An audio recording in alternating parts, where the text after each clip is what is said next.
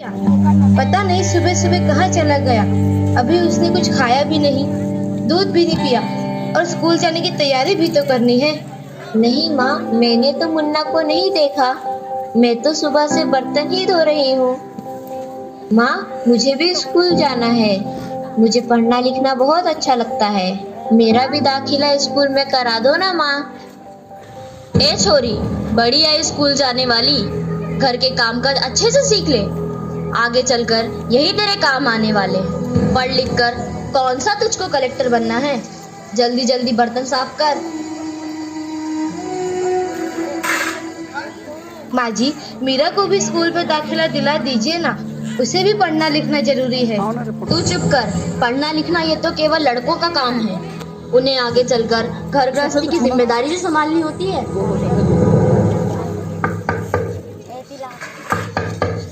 अरे क्या हो रहा है?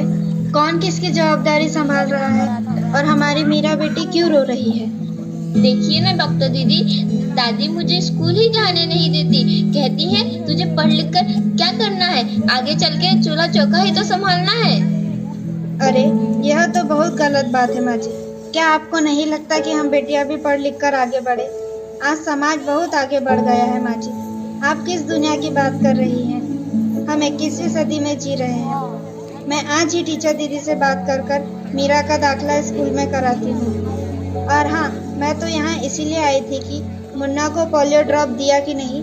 जगह जगह इसके कैंप लगे हैं। अच्छा हुआ बहन जी आप आ गए।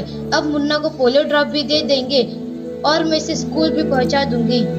अच्छा मीरा, अब तुम रोना नहीं, तुम जरूर स्कूल जाओगी और एक दिन पढ़ लिख कर मेरी तरह बहुत अच्छी डॉक्टर बनोगी। ठीक है बेटा जी। अरे ये देखो, अखबार में प्यारी बेटी के बारे में कितनी सुंदर कविता आई है।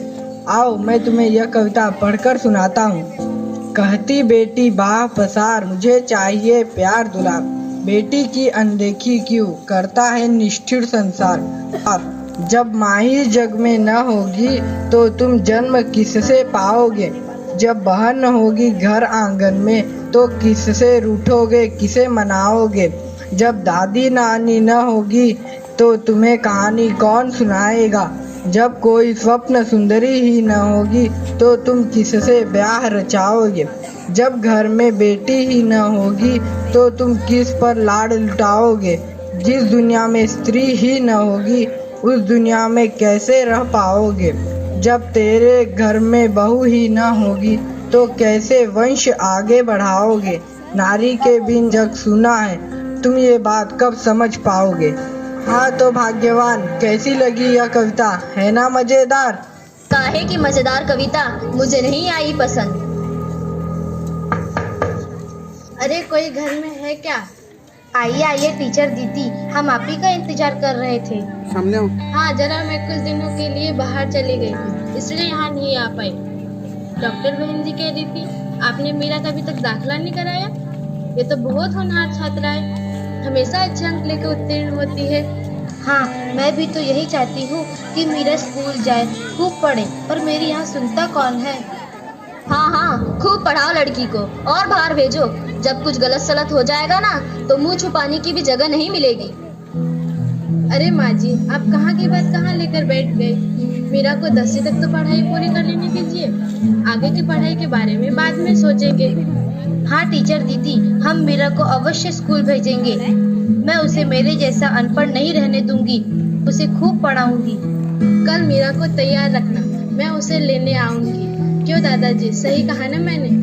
हाँ हाँ बेटा, बिल्कुल सही कहा। मैं तो कब से कह रहा हूँ कि मीरा को भी स्कूल जाने दो। प्रणाम दादाजी। प्रणाम बेटा। बेटी को न समझो भार, जीवन का है ये आधार। बेटी को न समझो भार, जीवन का है ये आधार। माँ नहीं तो बेटी नहीं, बेटी नहीं तो बेटा नहीं। माँ नहीं तो बेटी नहीं, बेटी नहीं तो बेटा नहीं। अभी सब बेटी का हथियार बढ़ाओ कदम और करो विचार। बेटी का हथियार बढ़ाओ कदम और करो विचार। बेटी देश की आन है, बेटी देश की शान है, बेटी देश की शान है, बेटी देश की शान है। बेटियों को शिक्षा दो,